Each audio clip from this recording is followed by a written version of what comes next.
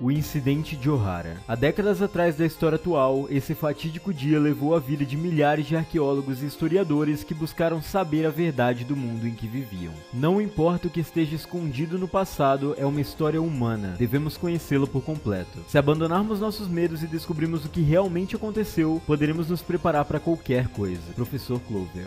Essa era a visão de Dr. Clover e muitos outros historiadores daquela época que, de forma cruel, foram assassinados em sua ilha natal. Descobrir a origem do governo mundial no declínio do Reino Antigo é um perigo para as estruturas atuais do mundo e, por isso, o governo se encarregou de eliminá-los. Mas por que então, nos dias atuais, tantos anos depois, outro incidente pode acontecer tal qual esse, mas ainda muito maior? Que mistérios e motivos isso carrega? E o que o governo mundial está atualmente desesperado para apagar? Nesse capítulo assustador e revelador, descobriremos parte dessa verdade. Mas antes de mais nada, vocês estão no canal Supernovas, o canal favorito do Eiichiro Oda. Meu nome é Samuel e vamos para mais uma review de capítulo, o capítulo 1078, o limite da fuga. E sem mais enrolação, já vamos direto para ele.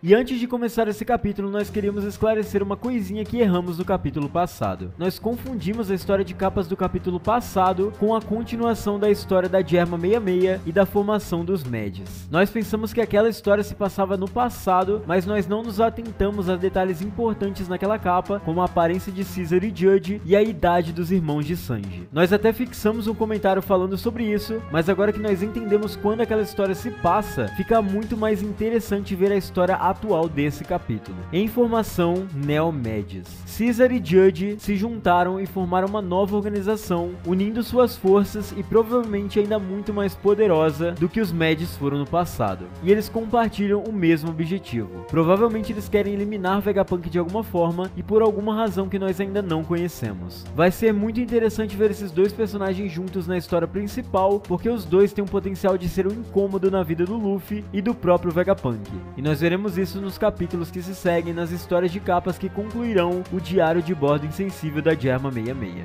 E agora vamos falar desse capítulo. Já na primeira página vemos o diálogo entre Stussy e Sentomaru a respeito do que está acontecendo em Egghead. Stussy, com as informações que coletou como agente infiltrada, diz a Sentomaru que na verdade essa jornada do governo é algo mais antigo do que aparenta, já que eles se preparam muito antes do previsto. O plano basicamente consistia em a CP0 ser enviada para que Vegapunk fosse assassinado, assim eliminando a raiz do problema, e logo em seguida esperar pela chegada de Kizaru para que o plano fosse concluído. Na verdade, assim como prenunciado no capítulo passado, o governo trata a ameaça de Egghead como sendo muito maior do que a de Ohara, e isso por alguns motivos. O primeiro, Vegapunk tomou a pesquisa de Ohara e deu continuidade, tanto em seus estudos quanto em sua história, e segundo, Egghead tem o que Ohara não tinha sob nenhum aspecto: a força de combate militar para se prevenir de uma possível retaliação do governo ou de quem quer que ameace sua integridade. Esses motivos, assim como diz Stussy, são suficientes para o uso de forças inesperadas serem colocadas em ação. E é diante desse diálogo que mais uma vez Sentomaru tenta alertar todos que estão em Egghead, na Fabrial Phase, para que fujam. A respeito disso, era algo meio óbvio que comentamos na review passada. A ilha de Egghead, além de ser praticamente um HD com todas as informações de Vegapunk guardadas na ilha, ainda tem o poder bélico criado pelo próprio cientista a pedido do próprio governo. Acontece que Vegapunk por si só vai muito além disso, e esse possivelmente é o medo do governo mundial. Para entendermos todas as coisas que estão por trás das cortinas do que vemos agora no enredo atual da história, precisamos voltar no tempo para o primeiro momento em que Vegapunk se mostrou relevante na história. Tudo começou quando Kobe falou para Nami sobre um cientista que desenvolveu uma tecnologia para que navios navegassem pelo Calm Belt. Volumes depois, em Thriller Bark, por meio de um SBS, Oda se pronuncia sobre esse cientista, que em algum momento da história ele apareceria e entenderíamos exatamente a origem das Akumas no Mi. Ou seja, até o que está acontecendo atualmente já era planejado por ele. Depois soubemos que, além disso, conseguiu copiar perfeitamente as Akumas no Mi de Kaido, criou os PX, robôs clonados a partir do Kuma através de sua descoberta absurda do fator de linhagem, e agora ainda por cima criou os Serafins, sendo uma ameaça direta contra os Yonkous. Um homem desses como seu aliado é uma arma absurda contra qualquer ameaça. Mas e se ele se virasse contra você? E se ainda por cima ele descobrisse seus maiores podres, uma história capaz de abalar completamente o mundo mundo e a partir disso planejasse um golpe. É exatamente por isso que o governo mundial está se sentindo ameaçado. Mas antes disso, analisem tudo que eu trouxe pra vocês. Vegapunk é muito diferente do que os arqueólogos de Ohara, porque ele é ainda mais perigoso, mas isso não se trata apenas de armas. É simplesmente porque, em tese, é como se Vegapunk fosse um próprio cidadão do reino antigo. Assim como aquele robô encontrado por ele não era sua criação e a própria ilha não é de origem sua, tudo que ele sabe também vem de conhecimentos do século perdido. Precisamos lembrá-los da história de capas de Enel? Nelas nós vemos robôs sendo criados a partir do DNA dos seres que viviam na Lua, isso porque cada robô, assim como os Pieques e Serafins, tem asas e características de raças aladas. Isso aconteceu quando ainda sequer os pacifistas haviam aparecido no mangá, e todo esse conhecimento da Lua é de pelo menos 900 anos atrás. Isso implica dizer, na verdade, tudo que Vegapunk reproduz hoje é apenas uma cópia do que o século perdido já fazia.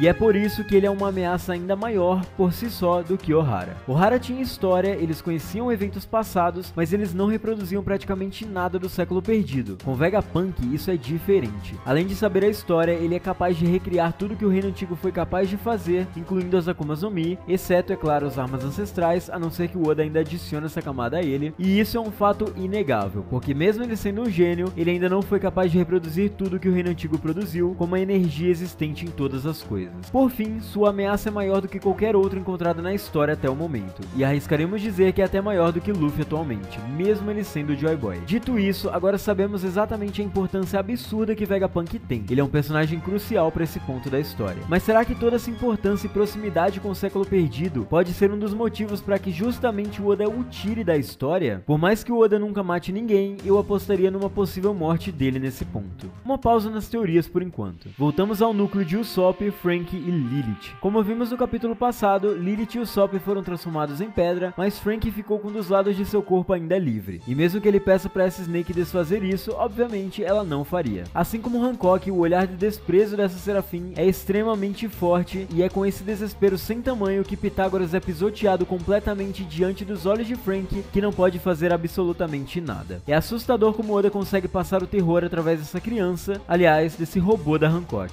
Vemos então um grupo de Robin, Chopper e Atlas. E olha só, o Oda está mandando a sobrevivente de Ohara justamente para onde Vegapunk está. Atlas se lembra de um laboratório abandonado, o das Akumas no Mi, onde justamente o Vegapunk está. Acontece que no fim dessa página e no início da próxima, vemos a mesma coisa no grupo de Brook, Nami e Sanji. Brook decide sair de seu corpo e parte em busca do Vegapunk. Não é muito curioso que o Oda esteja querendo reunir essa galera no mesmo lugar, nesse exato ponto da história, com o envolvimento do traidor logo no final desse capítulo, justamente quando o Vegapunk mais precisa. Mas coincidências à parte, vemos uma das cenas mais badass do Sanji contra o S-Shark. Ele dá um soco direto no meio da cara de Sanji, que fica simplesmente ileso e imóvel. Isso é claro com o uso dos genes de sua família. É inegável o poder absurdo que ele tem agora e sinceramente, Oda, esse era o SSG? A grande ameaça contra os Yonkou? Vai ter que bater na massa do loirinho aí. Detalhe importante nesse início de combate é que Oda deixa Sanji apenas como uma fala. Você entende o que é o poder do amor? O uso dessa frase é para deixar claro para nós de que controlando seus poderes, Sanji não perde o controle nem a sua sanidade. É como se ele ganhasse uma espécie de propósito. Outro detalhe importante, como teorizamos no vídeo passado, é praticamente confirmado o DNA lunariano influenciando os genes de Sanji, já que na mesma época que Vegapunk extraiu o DNA de King, ele ainda fazia parte do Mads, assim como o pai de Sanji. Vegapunk criou os SSG e Judge criou seus filhos. Isso é relevante porque praticamente com esse soco, se confirma que a resistência de Sanji é igual ou ainda maior do que a de um Serafim, que é praticamente um lunariano. As chamas na nuca do SSG influenciam na sua resistência, mas Sanji não sabe disso. Nem Zoro tem como informar isso agora, correto? Pois é, acontece que quando Sanji usa o Ifrit Jumbo, ele precisa usar junto com isso seu Haki para poder aguentar as próprias chamas. Logo, se a resistência dele depende de Haki para aguentar esse fogo, e essa mesma resistência é maior do que a de um Serafim, é perfeitamente possível que mesmo com as chamas na nuca, Sanji consiga ferir e destruir o S-Shark. E se isso acontecer, o Perna Negra vai estar em um nível muito acima até do que nós imaginávamos. E tá parecendo que o Oda não mandou que prestássemos atenção ao Sanji à toa.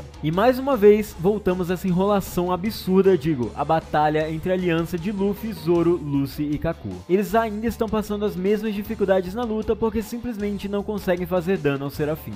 Isso porque a chama em suas costas não se apaga em nenhum momento. Se o Vegapunk tivesse solucionado essa questão das chamas sumirem, fortalecendo a única fraqueza de um lunariano, vai ter assinado a sua sentença de morte nessa situação sem nem saber. O fato é que nesse momento do capítulo, S-Hawk desaparece no meio da batalha e Lucy Lucy, como gênio militar que é, constata que essa movimentação é para afetar os mais fortes, pois provavelmente esse Hawk foi caçar os mais fracos. É engraçado como mais uma vez o Oda cria uma situação para tirar um dos personagens do lugar e levar para outro ponto do mapa. E do jeito que as coisas estão nesse capítulo, é muito provável que Zoro vá parar onde Vegapunk está, se encontrando com o resto da tripulação. Embora Kaku tenha ido atrás dele, tem um problema sério diante dos nossos olhos. Luffy está sozinho com Lucy e o Serafim. Se houver uma repentina mudança de ordens para o Serafim de Kuma, Luffy vai estar numa situação extremamente arriscada, visto até mesmo a chegada de Kizaru e o Gorosei Saturn em Egghead. Eu não sei vocês, mas eu só consigo imaginar o Luffy completamente cercado à mercê do governo. Mas nós falaremos sobre isso em outro vídeo que vem por aí. E assim, entramos finalmente na melhor parte desse capítulo. O narrador, o próprio Oda por assim dizer, começa a falar a respeito dos acontecimentos atuais do mangá. Lembrando que sempre que esse narrador aparece são em cenas cruciais da história ou quando o que está prestes a acontecer é extremamente grandioso. Este foi o dia antes do famoso incidente de Egghead, mas essa história começou há 3 meses atrás. É sempre curioso como quando o narrador aparece na história, ele conta como se tudo que estivesse acontecendo fosse no passado. E aqui, apenas esta frase nos fez tremer com o que está prestes a acontecer. Apenas alguns pontos mais terríveis ou importantes carregam esse título, tais quais o incidente de God Valley e o incidente de Ohara. E nas duas ocasiões, pessoas importantes para a história do mundo e a respectiva ilha simplesmente desapareceram do mapa do mundo.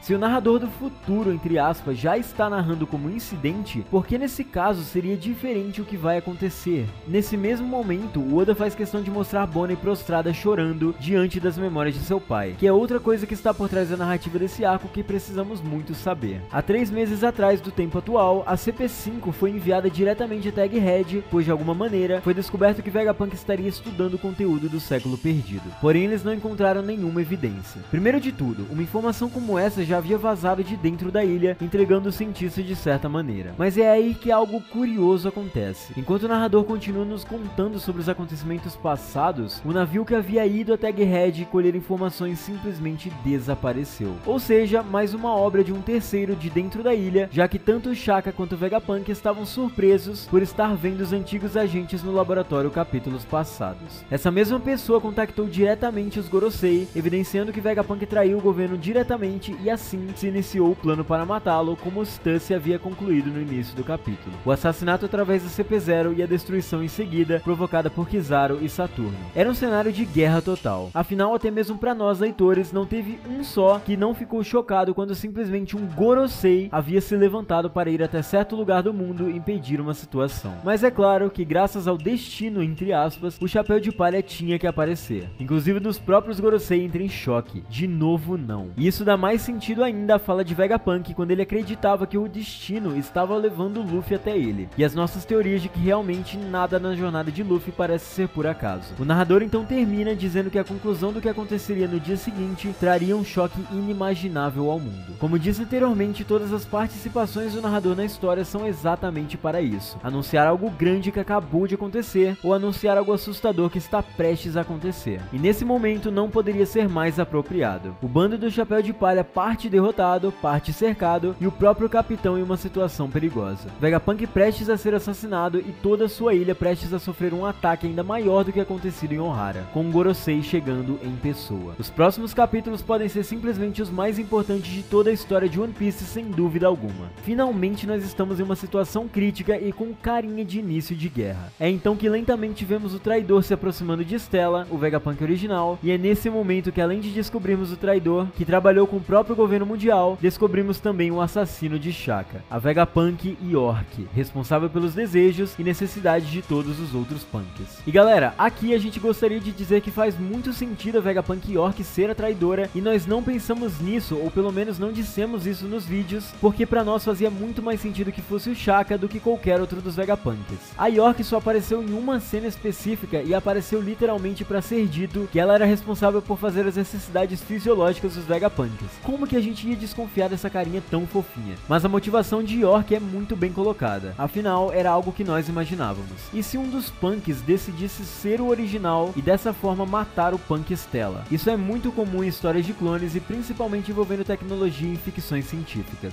E além disso, o desejo de um robô de se tornar humano, o que também é muito comum em ficções, mas esse ainda vai além. Além de ser um humano, quer ser um Tenryubito. Faz até sentido, afinal um punk que foi criado apenas para satisfazer desejos dos demais mais, agora quer ter todas suas vontades e desejos atendidos, assim como vive um desgraçado como aquele Mary Joyce. E é com a assustadora frase "este mundo estaria melhor com apenas um de nós" que nós encerramos esse capítulo. Galera, espero que vocês tenham gostado dessa análise. Se vocês gostaram, não se esqueçam de deixar o like aí embaixo e comentar o que vocês acharam. Nós já estamos preparando diversas teorias para soltar para vocês essa semana e não tem aviso de que não vai ter capítulo semana que vem, ou seja, estaremos aqui para comentar mais um deles com vocês. Egghead está ficando interessante e esperamos ter vocês com a gente para explorar até o final desse arco. Galera, não se esqueçam de checar os links na descrição das nossas redes sociais, o Discord, o Instagram e a plataforma de lives do canal para ficar por dentro de tudo antes de todo mundo. E é isso, galera. Valeu!